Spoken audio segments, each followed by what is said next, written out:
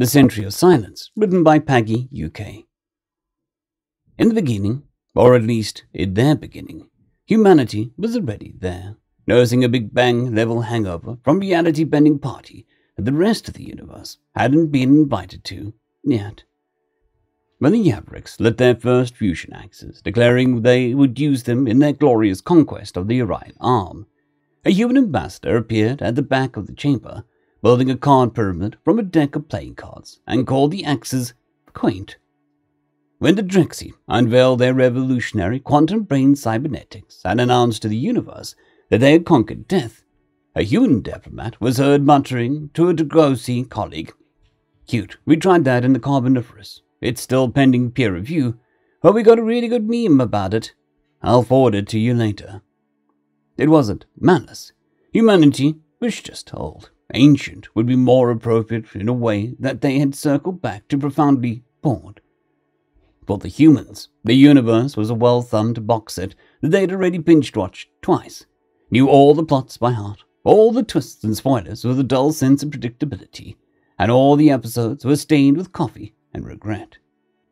But humanity had a purpose. They treated the younger species as their children because, compared to humanity, that is exactly what they were. They were eager, loud, and emotionally volatile toddlers in the universe with untold dangers and perils, where they were convinced that their problems were unique, their wars epic, and their tentacled fashion revolutionary. And so, when the quarrels broke out, as they always do, humanity would intervene with a weary sigh of a parent that just had sat down after a long day. A simple hand on the shoulder here, a gentle, "Don't put that in your mouth, you don't know where it's been" there. Sometimes they would swap a war-torn planet for a completely unusable one just to confuse everyone and make them stop fighting. Sometimes humanity would slip a few million tons of grain into a miracle harvest, leaving behind a note signed, "The League of Extremely Giving Snack Dads."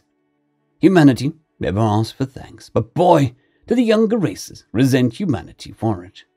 The complaints in the Grand Galactic Council chamber would stretch on for hours. "Humanity, stop treating us like toddlers. Humanity, stop moving our sacred war moons. Humanity, you're so lazy.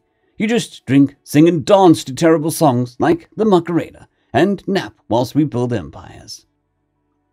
The council chamber rang with accusations. Humanity, with its infinite patience, seemed content to sit back and carry on with their crossword puzzle. Then the Drexy ambassador pointed a finger at the human ambassador and screamed, "We would be better off if you left us alone." With that, the human ambassador put down his crossword and said the most terrifying words in any parent's arsenal. "All right, have it your way." And in the blink of an eye, humanity was gone. All that remained in the human ambassador's seat was a half-finished crossword puzzle, a cup of tea, and a packet of chocolate chip cookies. At first, the galaxy rejoiced. "No more meddling primates," cried the Rakghoul, who immediately declared war on a neutral party for the crime of looking at them with intent. "At last we have control of our destiny," shouted the Drexy, who implemented their brand new flawless logistics AI, which rerouted 98% of the galactic food to a deserted asteroid labeled Storage Unit A113 because it had optimal parking. "Now we will prove our superiority," boomed the Yavrix, who promptly lost their homeworld in a trade dispute over decorative space pebble tariffs. For a month, it was glorious. Everyone did as they pleased. But by the end of the first year, it had become a glorious disaster. Wars raged, famines reared its ugly head, and societies began to collapse. By the end of the first decade, the galaxy was one complete dumpster fire that had been hit by a train, then flung into a firework factory. The Drexy AI starved the Rakghoul, who had mistakenly bombed Storage Unit A113 with rotten fruit out of spite. The Yavrix, guided by their new honor code, which was coincidentally written by a very inebriated poet, declared war on a nebula and lost. The Zivlar, terrified of current galactic developments, preemptively nuked their own gift shops just in case. Within 50 years, trillions were dead. Famine, plague, and endless war shattered alliances and brought the galaxy to the brink. Refugees wandered the stars and across countless burning worlds to find safety, while governments issued unhelpful flyers about home over the association rules. The galaxy had demanded independence, and it had gotten it, and as a result had set its own trousers on fire. By year 100, the survivors were barely hanging on. They barely remembered humanity as they cursed the stars, cursed each other, and cursed the Drexy's customer service line for the Logitron 5000, which was redirecting every support call to storage unit A113. And then, suddenly, it stopped. On 1,000 battlefields, guns sputtered and extruded perfectly grilled cheese toasties. Tactical screens blinked in Comic Sans. Time out is over. Play nice. Also, somebody clean this up. You know who you are. Refugees blinked to find themselves back at home with long-lost family and friends. Worlds destroyed by wars were instantly reverted back to the state they were in 100 years ago. Wounded awoke to find themselves healed, limbs no longer missing, and a faint aftertaste of chicken soup laced with a suspiciously large amount of whiskey. Entire ecosystems were restored with lawns freshly mowed. Terrified and confused, the younger races staggered back into the council chamber, ragged and smelling faintly of baked goods. And there they were, humanity, lounging in chairs, drinking what looked like coffee but smelt strongly of rum, playing an incomprehensible card game involving quantum trump suits whilst having a loud argument about whether Jerry was cheating. They were carrying on as if nothing had happened. "You're alive!" gasped the Rakal warlord as he cradled the toasty. "Where were you?" demanded the Drexy, desperately trying to get the Logitron 5000 to stop serving recipes. We have suffered," cried the Yavrix, clutching a cookie and fighting back tears. "You abandoned us." The representatives of humanity all smiled, not crudely, but mockingly, but with an exhausted patience which can come from being the universe's only babysitter. "No," said one of the humans with a magnificent beard, wearing a t-shirt emblazoned with beard meets food. "We didn't abandon you. We gave you a reality timeout. We built you a nice little pocket dimension with no sharp edges and no real furniture, so you couldn't hurt yourselves. And we let you work it out for yourselves. And what did you do? You wrecked the place." The chamber fell silent. Then a human in a sweater rose, carrying a mug which read #1 Galactic Progenitor. She sipped from her mug, adjusted her spectacles, and let out a peppermint-scented sigh of disappointment. "You told us to stop interfering," she began. "So we did. For 100 years you had the entire universe without us. And what happened?" No one spoke. You fought each other, you starved each other, and you made truly awful life choices. That was the future you wanted. Freedom from us irritating elders, she stated. You had your independence. And what did you do with it? You burned down the kitchen with your own hair. Behind her, a human slammed down a card. "Reverse temporal polarity on the ace of spades. Read the rules, Jerry." The grandmother smiled warmly. "Children," she said, putting down her mug, "independence is not about being free of guidance.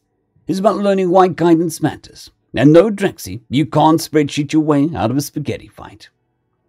And from that moment on, no one called humanity lazy. Annoying, most definitely. Prone to carrying colorful, humorous mugs and humming terrible songs about Barbies. Absolutely. But not lazy. They were the parents, the oldest, most patient, and most utterly insane parents in the universe, who would sip coffee while the galaxy screamed at them, because they already had the remote control and weren't afraid to press the off button. And the younger races, chastised, wiser, and somehow a little better for the experience, never again demanded humanity leave them alone, for they'd learned the truth in the century of silence. Humanity wasn't the parents the universe wanted. Humanity was the parents the universe needed. End of story. Story number 2. On Earth we have a saying, written by nexquietus. From the personal journal of Astrochronicler, Des Verine. Humans, reviled, worshipped, misunderstood, underestimated.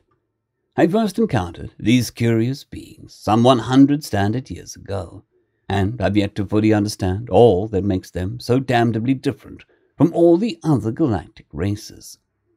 They follow the celestial standard, being bipedal with large brains and being more or less symmetrical, and possessing an organized community. Humanity are curious, merely to a fault, much like the Altar. They desire to understand the hows and whys of nearly everything they encounter that is different from their normal. Sometimes this backfires, but usually makes for exceptional leaps in technological advancement, far in excess of their time past first-star exploration, an anthropologically understood time standard. They are as advanced technologically as FSC 125, as other species are at FSC upwards of 400. Humans have, comparatively, short lives, but fast reproductive cycles. This has several effects on their psyche, I theorize. Their relative fast reproductive rate makes the loss of individuals easier to deal with, so their curious nature, that at times gets them into trouble, is buffered. They are, however, aware of their mortality, and so tend to be some of the more pacifistic beings in the galaxy. Bearing the loss of human lives, and by extension the lives of others, they live passionately, love completely, and trust unconditionally. Usually, their short lives means that oftentimes they live in the moment. But this, more often than not, means they respect life more than any other long-lived races that sometimes take their incredibly long lives for granted. They've been known to broker deals between warring parties and fostering fledgling races when they are found, instead of pacifying them with violence. Yet, to consider the humans to be pure pacifists, as the Eldari, would be a heinous mistake. Their relatively difficult evolution has carefully honed even the most average human into an organism capable of enduring and inflicting great violence. For the average galactic citizen, when struck in the abdomen with a blaster bolt unprotected, the shock to the neurosystem is so severe that death is 3 to 6 seconds away. Humans have been known to survive for as long as 80 minutes, fighting with lethal ability for the first 14. They are rational and compassionate, but in a stressful situation, a strange evolutionary mechanism manifests called the fight-or-flight condition. Humans possess a gland that in times of extreme stress excretes a combat drug. This drug dulls pain, slows blood loss, and allows for extreme physical performance. Last year, a settler in Anomaly lifted a 1,000-kilogram shipping container that had fallen onto a child at their farmstead and rescued the child. They also have been noted to have an impressive ability to continue to fight after taking damage. Fighters in their combat sports often continue to mount effective defenses even after taking devastating strikes to their brain cases. After fighters have been observed allowing an opponent to dislocate joints rather than forfeit a fight, often continuing to fight until the official stops the match. There are countless images in the medical files of humans impaled with objects that would have killed 87% of the Galactic Council species. In Standard Calendar 8327, the Vol discovered the extremes of human fighting capacity when they launched an offensive against 60% of the human-held worlds. The humans were only known to the Galactic Council for 12 standard years and thought by all to be pacifists, because of several successful treaties they brokered in their earliest years. The Val wanted the heavy metals known to exist in human home solar systems' asteroid belt and launched a campaign despite several rounds of negotiations. Ultimately, this was felt by the humans as a direct attack against the human home world, and humans as a whole. Today, there is no Vol home world, and only 20% of the Vol continue to exist. Humans have a saying where they make an example of someone. The Vol is that someone. The Vol are currently the humans' most fervent allies. They learned the hard way about the humans' darker side. The humans are known as the best friend that you can have, and the worst enemy. The Vol have seen both. I have been blessed to only have been their friend. End of story. I'd quickly like to thank our Tier 5 channel members, Casper Arnholtz, John Creighton, Manatharia, 050, Dragzoon WRE, and Elijah Silvercross. Thank you very much.